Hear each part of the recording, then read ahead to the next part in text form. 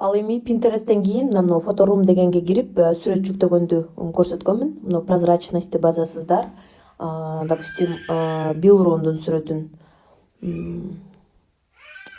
жүктөйсүздөр, мына Билрундун сүрөтүн монтип туруп өйдө жылдырып, кичики чоң кылып жүктөп туруп, анан муну басып, анан сохранить изображениени басып жүктөйсүңөр. Аны алып алып Инстаграмга келесиңер дагы. Допустим, бул Инстаграмдагы плюсту басасыңар, плюсту басканда бул жактан мындай галереянын сүрөтү чыгат. Ошол галереяга кирип туруп, багы Билрундун сүрөтүн монтип койсоңор болот. Кое тургула азыр таза болбосо мындай кара картинка кылып туруп, мына үстүндөгү мына смайликти басып, бул жерден мына сүрөттөрдүн ичине кирип, анан сактаган сүрөттү монтип койсоңор болот. Көрдүңөрбү, сүрөттүн өзү эле чыкты. Ар кандай фон кылып койсоңор болот артына, ар кандай каалаган фонуңарды мына мондай кылып туруп, анан допустим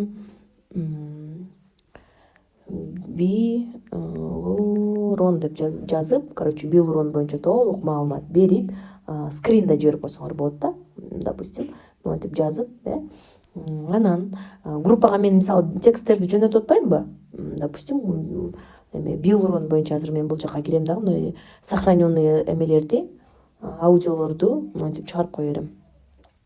Бул жака сактап алам, допустим, муну копировать этип алдым дагы. Бул жерге барып туруп вставлять этемин, көрдүңөрбү?